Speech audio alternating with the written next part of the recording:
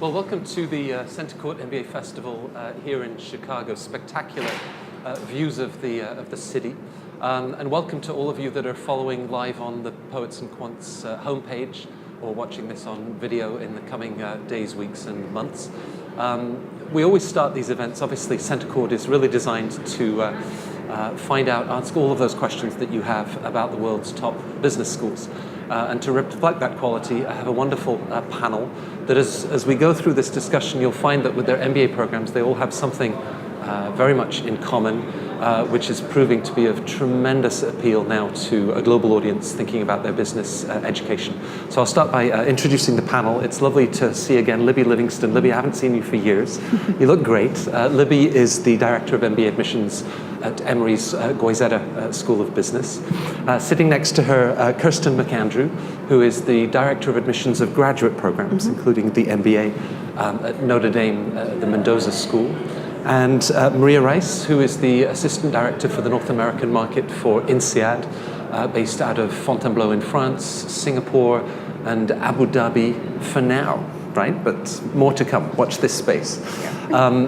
So my first question really was to look a little at sort of trends. You know, we've seen tremendous demand for European business schools in recent years, and would love to have Maria speaking to that. But also, of course, you know, after some record demand for the top US schools, where they see the market going. So, Libby, if we can start with you, Sure. what you're seeing out of Atlanta, Georgia, and to Emory. Sure. Well, we had a great year this past year with applications, and for the most part, our apps were flat, and the quality was very strong. So. Right, and not just for the MBA program, but of course, you know, the school has been very innovative with the whole sort of world of big data. You've recently launched a master's in business analytics. We did, and we did increase applications for the MSBA program. Right. Well, what is the intrinsic appeal there? Do people sort of see that as career opportunities for the future, great outcomes, and so I think so. Definitely. I mean, a lot of schools are actually starting, master's in business analytics programs. You're seeing that pop up a lot, and I think it's definitely a good market for it. So, right. And we've increased our class size, and I think we pretty much doubled our applications for this past year for that program. Right. So you're bucking the trend. That's great to hear. Kristen, what about Mendoza? Yeah, very much the same story. And I would say our trends very much mirror what's happening in the United States right now. So it's a story not so much of huge shifts in the application. Like you said, things remain pretty flat, but we saw a little uptick in domestic applications and fewer international applications. But definitely, we're also launching a master's in business analytics. I think it's a pretty common thing in business schools now, and we're excited about that. I think students see business analytics as an area of expertise that can be applied in a lot of different industries, and so they see potential and opportunities in everything from marketing to investment banking, if you understand data analytics. So it's popular. Right. Well, we were talking more about sort of admissions and maybe profiles that would be well suited to a program like that. Yeah. Maria, for INSEAD, you've had 2 or 3 extraordinary years success in the FT. I mean, you've always had success in the FT, but in particular. So what are you seeing for these global campuses? Yeah, great question. So for us, because we're a global school, different regions of the world have different trends. So right now we're seeing increase in applications in the Middle East, in Africa, in Latin America. Europe, it's kind of flat. North America, it was going up and then a little flat, and now we're seeing a trend up again. I think part of that was the election here in the US with Trump. I think a lot of our students are multicultural individuals. So a lot of them that have lived here for maybe 4 or 5 years after their undergrad degree, they're on an H-1 visa and have worked. They have an aspiration to go overseas, but they want to be able to come back. So I think the whole geopolitical situation kind of made them a little unsettled about whether to come back or not, be able to coming back to the US. But what I'm seeing this year is like that has been ignored. They're not paying attention to that. And our events are really, I'm seeing more and more people coming to our events than the year before, right after the election. Right. And beyond that sort of political backdrop, all 3 schools offer the 1-year MBA format. there's a growing appeal. I mean, whether it's for sort of average age 29, 6 years experience, and the idea of the opportunity cost of 1 year versus 2 year. Libby, what do you think is that intrinsic demand for the 1 year program? Well, I think that students are interested in options for the MBA, and at Goizueta we actually have executive, we have evening part-time, we have 2 year traditional, and we also have the 1 year MBA. And we see that students that are really focused on what they want to do and are not making a big career switch, the 1 year is a great option. And it's a very full MBA experience. Our students start in May, do an intense core, but then join the rising second year students in our 2 year program. So actually are in the second year of the 2 year program, so have access to all the same electives. And I think that for someone that is very focused, aren't making a big career switch, I think they're thinking, wow, this is a great return on the investment. And right. I think that recruiters are really impressed with individuals that are very focused and are able to go through an accelerated format. Right. Kristen, we often talk about this sort of transition, or even the triple jump of people that change sectors, function, and even geography. Sure. Is that possible with the 1 year program? It's more difficult with the 1 year, and we try to be really honest with students. And I think so often a prospective student is sitting home trying to figure out, is the 1 year right for me? Do I belong in the 2 year? Which one are my chances better? And I always tell students, please don't sit home fretting about that. Call me, send me your resume and say, Kristen, these are my goals. Do you think the 1 year MBA will help me get there? And we're really honest with students about that. Our goal, selfishly, we know our programs are ranked as successful if our students are successful. And so our self-interest is in giving students advice about which is the best fit for them, which will help them achieve their outcomes. So I always tell students, if you can be explicit about what you're hoping for, what you want that business card to say at the end of your MBA, then we'll be really honest with you about whether or not the 1 year can help you get there. So I encourage students to just ask the question, here's my resume, what do you think? And often we'll even connect them with a career coach to say, in our experience, yes, with this background and we can help you reach your goal, or no, you know what, I think you need the 2 year, I think you're going to need a summer internship to get where you want to go. Right. So people can pick up the phone, talk through those sort of goals. Yeah. In the case of INSEAD and the team in Fontainebleau in Singapore, does the admissions office actually work with colleagues in career services to make an assessment? Someone's talking about using the program to make this sort of switch.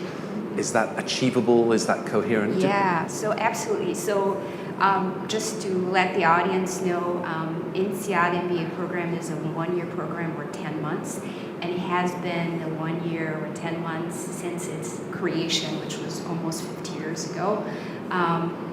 Our class, about 80% of our students either change job function, industry, or region of the world, and about 20%, a little bit more now, are changing all those three dimensions. So changing careers is really possible. Our job placement is about 90%, so we have a lot of career changes in our program. One of the things that happens in our program from the very beginning that the student enters the program is the career development, which works in parallel to our academic periods. And so they have a coach throughout the program with them. And we try to, as we go on the road talking to prospective students, that is something that we really want them to know, that they're not going to be doing this on their own, that they have a career coach and also a leadership coach that helps them throughout their journey. Right, to make those sort of choices. From preparing the GMAT over the summer, putting together these thoughtful essays, you click submit, and then everything goes behind a curtain, this admissions curtain. So let's try to lift that curtain back. And Libby, can you talk us through either a day in the life of the admissions office at Goizueta, or just how you're sort of working, maybe even with round one, and anticipating other applicants that will be, applying to you in round 2, round 3. To talk us through that process. Sure. So, round 1, we actually have our first deadline in October, and it's a pretty big round for us. We actually have 4 rounds. We have a November round as well, a January, which is our most popular, and then a March deadline. But round 1 is, I encourage candidates to apply to all their schools at a similar deadline, because that way you'll get decisions at a similar time, and then you'll have deposits due at a similar time. And I think that with most round ones at most schools, I believe, you get a decision in the fall, but then you will have to commit before the new year for, I think, most schools. And so you get an early decision, but then you have to commit pretty early as well. So with us at Goizueta, I mean, we are, taking all these applications and reading them and reviewing them. We do an initial review to decide who we're going to be inviting for interviews. We actually have open interviewing from now up until our first deadline, where you can come to campus and interview. If you have at least 2 years of work experience, you've got that option. But after our round one deadline, it is by invitation only. But we will be reviewing those applications, and we'll go through several reviews, and then we'll be making decisions, and we release decisions at the end of November. We also release scholarship decisions at that same time. So it's our scholarships are based just on merit. But with the committee, several reviews of each candidate, and it is a committee decision in the end with our decisions. So. Just on the point of obviously coming to see you, and I think all of you would advocate the idea of spending time on the campus, meeting current students and just soaking up the atmosphere. Is there any competitive advantage? Because of course Atlanta with Jackson Hartfield is one of the busiest airports in the world, many direct flights coming in, but given the global audience that will be listening to this, should they be worrying, well, it's tough for me to get to Atlanta, I won't be able to make that trip?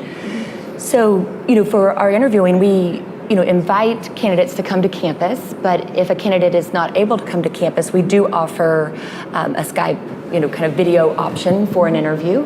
And so we realize that you're applying to typically several schools, and it may not be possible to go in person to each school, and so we do offer that as an option, and we consider it just as the same as an in-person interview. Right, so an imminent round one deadline, and then you'll be busy reading. As you then place round one within a wider context, you're ultimately looking to bring in this very diverse class, whether professionally, academically, gender, minorities, diversity across the board. So do you always then have this mind to who might be in round two, who might be in round three, and not rushing to sort of fill places in the early rounds? Yeah, I mean, it is putting together a puzzle. It really is. It's and with every round you kind of start crafting and then looking to see as students then respond to us. So often you look at this process and it's so stressful, and you want to be perfect, and you want to prepare, and you want to have the best interview you possibly can, and you forget the fact that once you're accepted to a program, it turns around and we're sitting in our offices saying, I hope they pick us. I hope they pick us. So if you are nervous about this process, know that you are not powerless in this, and your choices that you have give you a great deal of agency here. So keep that in mind as you go through this process. But yes, after each round, we look to see not just who did we admit, but then how are those students responding to us, and how is this class coming together? And it's putting a puzzle together every time. Right. And now in the case of INSEAD, with typically 92 nationalities in that classroom, applications from all over the world, you don't want any one dominant culture. I think the US is maybe the second highest represented. Virginie gave a figure similar to that. So as you look at, again, that puzzle of demographics from around the world, and any sort of advice for international students, even in terms of scholarships? I think you only start to look at scholarships after the end of round two. So might that encourage certain parts of the world that are well represented to apply in one of the earlier rounds? Actually, for us, we make decisions. We have 4 rounds of applications, and we make decisions at every round. So for those in the audience, I would say only submit your application when you believe that's the best application you can submit. There's no point in rushing. We do provide scholarships that you can apply that are based on merit and need. So if you're intending applying for scholarships, which you can apply up to 5, I would encourage you to apply on round 1, 2, or 3. On 4, we still have funding, but it's funding that we award to you that you don't need to apply. And of course, if you apply earlier, you have an earlier decision, and then you can start planning your move either to Singapore or to Fontainebleau. Right. Marie makes the point about, put together the strongest, the best possible application. So when you think about all of the different components, Libby, what would be your one biggest piece of advice to any applicant to the program? Sure. So my biggest piece of advice is to be authentic and be yourself. I think sometimes candidates feel like they're want to answer a question the way that they think that we want to hear the answer, and we want you to be yourself and to tell your story, and we're wanting to hear about your background and why you're interested in the MBA, why now, and why at Goizueta. And I think that it's a very self-reflective process. It gives you it's a personal process. It gives you time to stop and think about where you've been and where you want to go. And we ask that you share that. You have lots of ways to do that, interacting with us at events like this, on campus events, but also during the interview. We also gain a lot of information from you, from your recommendations, your essays. So the interview is a big piece of our process too. So that's my biggest piece of advice. And with the experience that you have, when you talk about an authentic voice, when does it not sound right? Is it that they're trying too hard, they're too eager, or that they're just trying to say things that they think you want to hear? Yeah, I think that, it's just like with essays. Oftentimes you can definitely tell if someone has, kind of written an essay for another school and tried to cut it down to fit our question or, our specific prompt that we're asking. And so I think those are things that we as admissions directors can really see through. And I think that we can tell if you're genuine or not. We can tell. Right, so. Right. Kirsten, what would you add to that? I think for me, the point where students lose that authenticity, because I agree, that's the biggest thing. So often people are worried, how do I stand out? How do I stand out? And the truth is you can stand out. If you parachuted out of a plane and landed in a pack of wild dogs, I'll remember you. But does that mean you're admitted? Not necessarily. So I think so often people put this pressure on themselves, I have to stand out. And I think authenticity is a much better way to think about it. The place where I often see it is in the interview, because I absolutely encourage students, practice. Use your resources. A great MBA student is going to research companies. If they're going to represent the University of Notre Dame well in a job interview, they're going to do their homework, they're going to research. We know what's in the blogs. We know you can go out there and find out all our interview questions in advance. And so I don't discourage you from using those resources, reading online, finding out and preparing. But I then tell students, practice, have your stories in mind, know what you want to say. But then when you sit down with me, forget all those things you practiced and studied and truly look me in the eye and engage with me and respond to what I'm saying. Have a conversation with me. So often in the interview, I can see someone calculating in their head, okay, she's asking me that one. I have that one story for that question. And they're not with me. And so for me, it's often in the interview that authenticity gets lost. Right. Perhaps, Maria, with that sort of point, you can talk about the video component that you introduced nearly 2 years ago. Sure. Advice in and around the video, because so the piece that we introduced is it's a video essay interview, and the reason we introduced that was because candidates currently were interviewed by alumni in your region. So the admissions committee never got to see you live, face to face. So this is another way for us to get a little bit more background, how you are, how you sound. The other reason for that is because only about 20% of our students are native speakers of English, so this is another way for us to see how you articulate yourself. There are 4 questions. There is no wrong answers for the questions because the questions are all about you. Some might be a little bit to throw you off to see how you react to the question. And so once you hit submit, you'll get this link. You can practice the questions. However, I would encourage you not to practice too much because we want to see your real you, not your added you. And the questions are, you have about 45 seconds to prepare and about 60 seconds to record it, and it's part of your application. Right. Yep. Libby, you talked about having many options, full-time programs, part-time programs, executive MBA options. We wrote an article that published on Poets a year or two ago about the over 30s applying to business school. And it's been read by about 118,000 people. That implies that there's a market out there.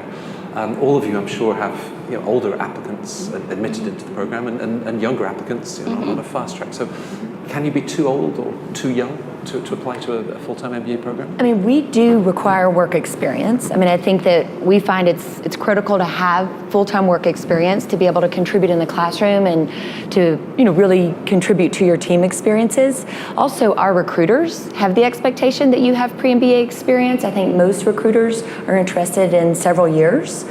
So most of our students that come into our full-time programs have between 3 and 7 years.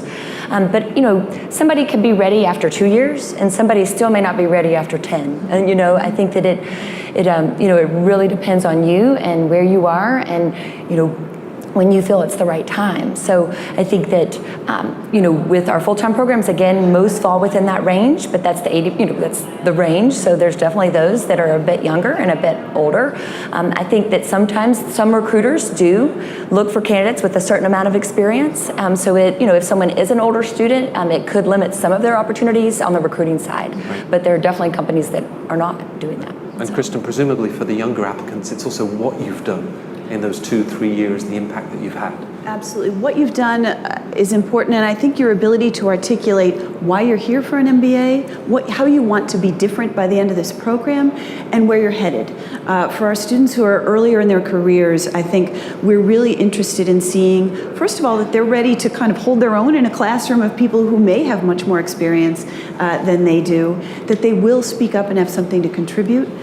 Because an MBA is not just sitting and soaking up knowledge, but it is sharing your own experiences, enhancing your classmates' learning with your own experience.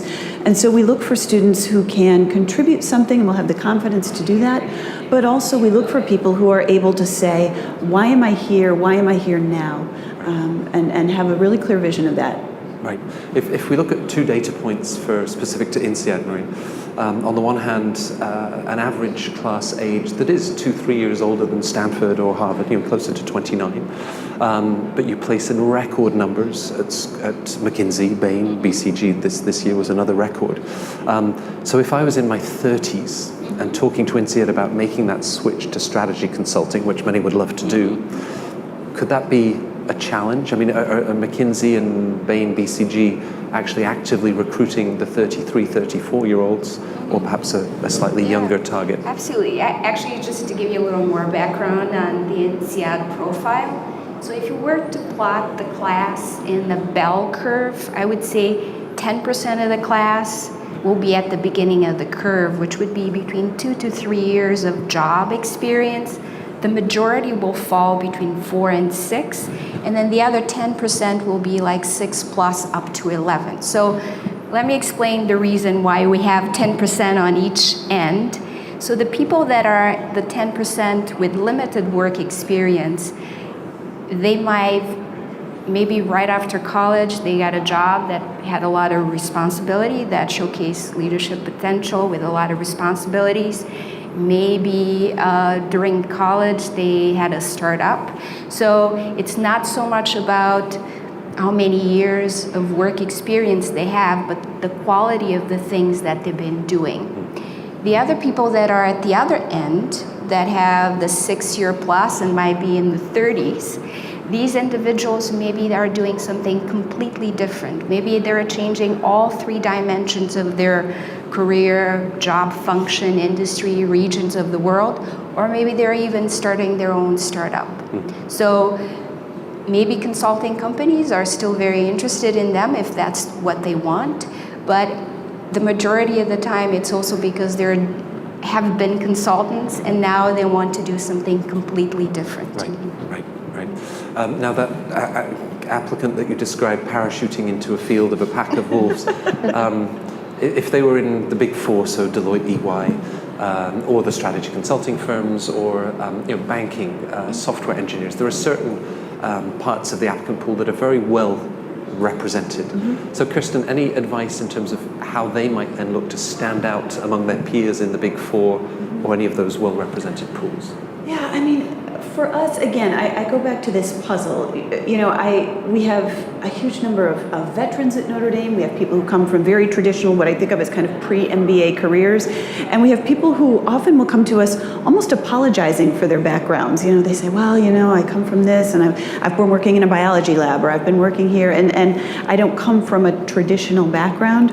And for us, That's wonderful. If I were to bring my faculty a class of all, accountants from the Big Four, for example, they could all absolutely be successful in the program, but we really believe creative business solutions come from people from all different backgrounds, all different experiences, coming together around a table and trying to come up with business solutions. So for me, if that person is someone who is going to engage with their classmates, they might come from a more traditional pre-MBA background, but if they demonstrate themselves to be someone who's going to listen, who's going to engage, and who will be part of that dynamic discussion around the table, then that's somebody I want in the program. So I'd be really interested in collaboration and how open they are to listening to those around them who may come from less traditional backgrounds. Right.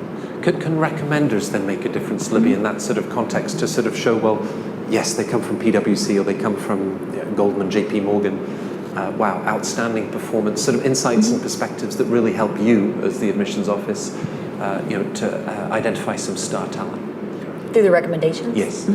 Yeah, I think that we get a lot of good recommendations, and so I think that you definitely want to think about who you're going to be asking, and it's very important that it's someone that's managed you, supervised you. We don't really care about the title of the recommendation. It's definitely important to have the person be able to write about the impact that you've made within your company or your organization, and I think it's wise to sit down with them and have a conversation and make sure that they have the time to do the recommendation. And definitely ask, are you going to give me a positive recommendation? I think that that's important to ask as well. But I think it's also important to definitely highlight some of the accomplishments that you've had over the past year or two to kind of remind them about some things so that they can incorporate that into the recommendation, and definitely provide examples with their statements. I think it's helpful. So I think kind of guiding them and giving them advice and suggestions is good, and because you want it to stand out, definitely. And I think a recommendation can definitely make a difference. It really can, share, what you've done and the impact that you've made, and can add. It's a very important piece of the application. Right. So. And in the same way that INSEAD students come from all over the world, their recommenders do too. Now, culturally, of course, to say that somebody's performance was awesome, extraordinary, outstanding, this is common, language in the US. But a German or a Swedish recommender might say that that was quite satisfactory performance, and for them, that's as good as it gets. Do you have to be culturally sensitive as you look at recommendations, just bearing in mind the backgrounds of the... So for us, we have a form online which we ask very specific questions that have to do with team dynamics, strengths and weakness of the candidate. And leadership potential. So they don't have a lot of freedom to elaborate. I do think there are cultural differences. In the US, for example, talking about the candidate's strengths, they might check, very highly, as in the Netherlands, it might be just a 1 instead of a 5. So we do have to keep that in mind, but I do think that recommendations play a very important role in your profile evaluation. Essays, it's your own self-assessment of your leadership potential. The recommenders are the third-party assessment of your leadership potential. So it's not just you saying how great you are, but it's a third party saying also how great you are. So having a balance of those and making sure those are aligned are really important for the readers of your application to have both of those things to weigh on. But of course, the cultural differences are very important, and they do happen. Right. And for a school like Notre Dame that has such a strong network all over the country, just having a sort of the Go Irish affiliation help, or candidates really should be looking, as Libby suggested, for that immediate supervisor. Don't worry about the job title. It needs to be a substantive role to really be able to talk about you as a candidate. Exactly right. I can't tell you how many times I've read recommendations from somebody who is a Notre Dame alumnus, but clearly has met this candidate twice, and that's meaningless for me. You're absolutely right, Libby. It's really far more important that this person can comment on your day-to-day experience. And I think your advice was great. Prepare your recommender what you can do, you don't have to get an alumnus or an alumna to write your recommendation, but what you can do is say, I'm applying to Notre Dame, and these are the things they care about. They're really focused on ethics, or they really want to see how I'm going to function as a member of the greater community. So if you could comment on those things as you write my recommendation, I think the way you prepare them is far more important than who they are or who they know. Right, because presumably you're capturing so much of their professional performance in the resume, so to then share insights on a value system or what makes you tick would be far more insightful to you. Right. Absolutely. Right. Now you talked about the quality of applicants, and all 3 schools have seen this. I would question that we're getting smarter, but GMAT scores continue to rise. Why? I mean, are we all caught in this race of ever higher GMAT scores? Does it ultimately tell you that this applicant would be that much stronger in the program? I won't say any more. I'll just say the word GMAT and let you interpret as you will. Libby, you get to start with this one. Yes, indeed. So, the GMAT, and we do accept the GRE. I don't. Same. Colleagues may as well. And, I think that the test, GMAT or GRE, really helps us to predict how you're going to perform in that first semester or during the core. So it is an opportunity for us to see, kind of be able to compare you to other candidates, as well as, something that we look at closely within the test is definitely the quantitative part. I mean, we're looking at the total test, but the quantitative part is something that we do look at a bit more closely. We like to see students above the 50th percentile in the quantitative section, and it is, it's not a fun part of the exam, part of the application process. But I think that, if you prepare, you're going to do well, and it is something that all schools are going to be looking at, but it is just one piece. So it is one piece. We do encourage students, if you think you're capable of a better score and you have the time, definitely take it again, because we will take your highest score. I don't know a school that averages them. We take the highest score. And not only are you being considered for admission, but you're also being considered for scholarship opportunities. So coming out with the stronger score can help in the admissions as well as in a scholarship consideration. Right. So. And would you actually encourage an applicant to take the test 2 or 3 times? GMAT makes it easier and easier for candidates to do that. Yeah, I do think if you're not happy with your score, so many people are preparing in advance, and I do encourage you to prepare. The way we see the test is, for us, if you come to Notre Dame, you will have tough academic challenges put in front of you. And it will require preparation, it will require hard work to overcome those challenges. And so for us, the GMAT is one example of when you're faced with a tough academic challenge, how do you prepare, what do you do? And so I would go back to 2 things. First of all, again, use your resources. We will coach you. If you call Libby, if you call me, if you call Maria and say, look, I got this score, what do you think? Do I take it again? What should I do? Ask us, and we can coach you on that. So often candidates wait until they feel like their application is perfect to contact us or to reach out or to hit the submit button, and so often I wish people would reach out sooner for advice. So you can absolutely use us as a resource. But I would also say, trust the process and the professionals. Anybody who's a responsible user of a standardized test like the GMAT, we're constantly doing validity studies, looking to see how predictive is this test for all different parts of our applicant pool. And so while you may come to us as, an analyst from Goldman Sachs with tons of experience in your field, trust the experience we have in our field to interpret those scores and to understand how they fit into the big picture. Right. There's a wonderful study from 10 years ago that shows that the lowest GMAT scores admitted into the programs ended up with the highest salaries. They ended up trying harder than anybody else, perhaps were so delighted. But also you place that within the context of GPA. I mean, will you look through a transcript for the evidence of sort of quant skills that will be essential in the intensive 1-year program, discounted cash flow and everything else that you'll throw at them?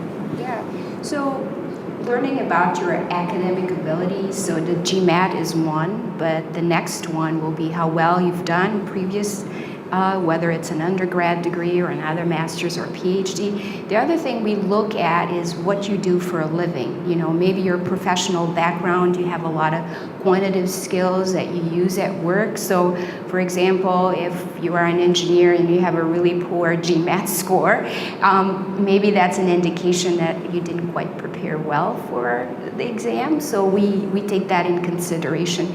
The other piece of advice that I would give the audience is a lot of you are looking and researching at schools, and you're looking at the class profile, and you're looking at top tier schools, you know, 710, 750, 40. That's just an average, right? So that means that are people getting in with below that average and above it. So if I look at INSEAD and I look at the class that graduated in July, it's like 710, but that's the average. The range is much wider. I think it's, I don't want to say this wrong, but I think it's like 650 to 780. So that's a huge range. So keep that in mind. What's more interesting for you to find out is what is their minimum. So you said yours was 50, the 50 percentile. INSEAD is, we advise you to be between 7 to 75 percentile balance score between the quant and the verbal. So keep that in mind. But remember, that's an average. Everyone will say to you, you know, it's just one component of your application, but the bottom line is an important one. It's used for us to evaluate your academic ability, but it's also part of the ranking. So every school will want to have a good average GMAT that it's high, because, you know, they're going to show up on the top rather than at the bottom. Right. With this implied selectivity, we had the CentreCourt event in London. One of your colleagues was describing a candidate came up to them and said, "This is your average GMAT score.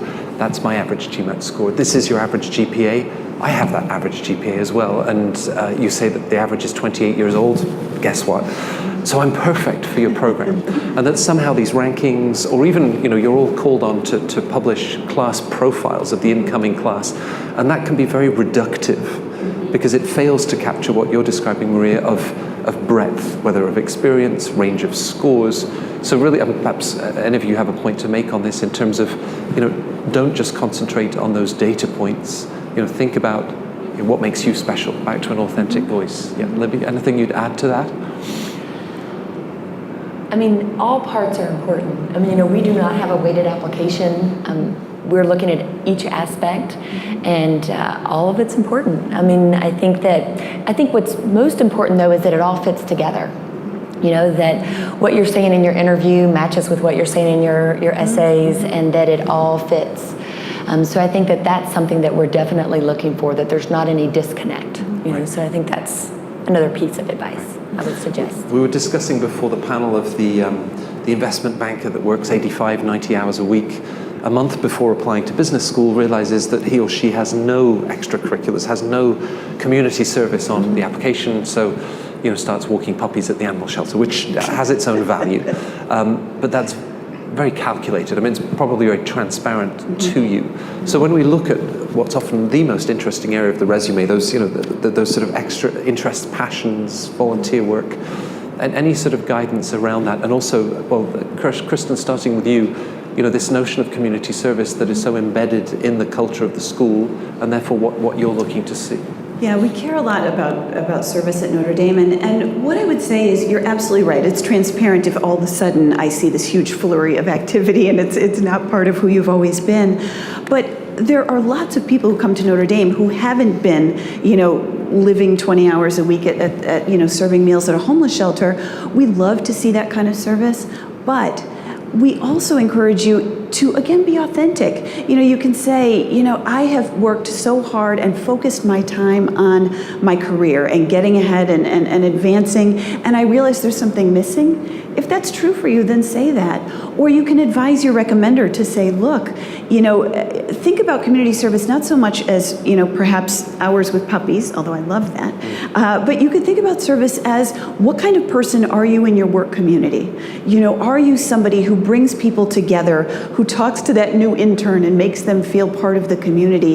There are a million ways to demonstrate that you will be an engaged member of our community, that you will bring kind of a servant leadership approach to the work that you do, and that you care about something beyond a fat salary in a corner office after your MBA. So I think, be honest. If you feel like, man, I haven't been able to make time for the kind of service I would like to do, it's okay to say that.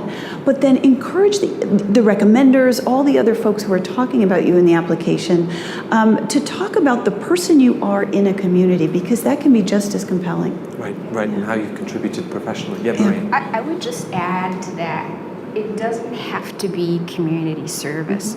If you're involved in activities, like if you are a juggler for Cirque du Soleil, tell us about it. We would love to hear the extra things that you're doing outside of your work. So as you mentioned, a lot of schools will have business schools. Sometimes 40%, 30% of the class will be engineers, will be business people. So quite likely they will have very similar professional experience. So try to focus on your personal experience, whether it is that you volunteer for a nonprofit organization, or it could be things you do for fun. So those are part of what makes you unique. None of us have a template that we choose from. So if you come to INSEAD, for example, and if you travel the world, that's great. A lot of people who have 94 nationalities have traveled the world, but focus more about what you've learned from it. So those are the things that we want to hear about it. Right. There's a wonderful story of someone applying to INSEAD who apologized for having danced for the Bolshoi because she figured that business schools weren't interested, but of course everything that it says about determination and wonderful. There are certain sort of volunteer engagements, we see a lot, Big Brother, Big Sister, wonderful organizations, but presumably, Libby, what you're then looking for is the impact. It's not the organization itself or the marathon that you ran to fundraise, but it's actually how you then have had an impact, right? So going beyond that, the headline and sharing the role that you've then played. Definitely. We're really want candidates that have some leadership experiences, and you can have those leadership experiences in a nonprofit, but also within your work, through an affinity organization, within your job. There are things that you can get involved in and get engaged in at your company that aren't a part of your job description. So we're looking at all different types of leadership experiences that you've had, whether that's formally within your work or through an organization. And it's a variety of different ways, like you said, a juggler, to just things that you're passionate about, that you enjoy doing for fun. We're interested in really learning about you as a person through this process. We want to hear about your work experiences. That's very important, and your goals and why you want to commit. This is a lot of time, it's a lot of resources, it's a huge investment, but we do want to get to know you personally through the process. So please share your experiences. Now, you've just spent the last 45 minutes describing what you would like to see. Presumably, sometimes there are things that you'll see in an application that you hope not to see. Any of you have a classic mistake, something that really candidates could avoid had they stepped back and thought about it? What are some of the classic mistakes that you've seen? I will start. I would just say, for us, and I'll go back to the template, don't try to create a template that you think we want to see, right? Each school will have this imaginary template that you think we want to see. Just try to be yourself. Try to figure out what is it unique about your experience, both professionally and personally, that are going to add to the diversity of the class. Because ultimately, that's what we all want, is to have a very diverse class, whether that's nationalities, professional backgrounds, personal backgrounds, gender balance. So that's all part of what makes your profile unique. So don't try to create a template that you believe we want to see. Right. Yeah. Kirsten. Yeah, I think for me, I encourage you to trust the process again. You know, so often, so we ask students as part of the application process to do an essay and all the traditional things, but we also give you a 4-slide PowerPoint presentation to introduce yourself to the committee. And so often, students miss out on that opportunity to become a 3-dimensional person in the eyes of the committee because they feel like, well, they might have missed this amazing thing on my resume, or they might have not noticed that, you know, towards the end of my essay, I shared this story. So they almost rehash things that they've already shared. I want to say, trust that we will read every word, trust that I will pore over your resume, and so use all the different parts of the application to show us different parts of who you are, and trust that we will absolutely spend the time to get to know you. So trust the process. Now, Mr. Goizeta was a very generous man with the business school. I'm always worried that I've misspelt his name. That's one mistake that I could make. Any others that you'd share, Libby? Yes. So, you know, I think you had mentioned earlier that, you know, you're going to spend a lot of time, you know, as we've discussed, preparing for this process and going through this process. But once you've done all that prep and you get into an interview setting, just be yourself. You know, when you're doing those video essays, just please don't be scripted and reading, you know, to do those. I mean, I think it's so important to kind of at that point just realize that you've done all this prep and you're ready, and to come in and really just share your thoughts and be yourself. And I think that, you know, one tip when I think about the interview, because I know that a lot of people are interested in getting feedback, but at the end of the interview, definitely do not ask for feedback on how you did in the interview. You know, that's one piece of advice that we sometimes get, and that's not the setting to get feedback. I promise when you go to business school, you will get feedback all the time. So, but those are some suggestions. Well, none of the three of you asked for any feedback, but I'm going to give some. Thank you for so many advice, so many sort of spontaneous advice to all of you. I think the jugglers you'll find INSEAD's table is just over by the brick column. The parachutists with the wild dogs, I think Mendoza's somewhere in the middle. Thank you to all three of you. Thanks for our audience and for joining us on the live stream.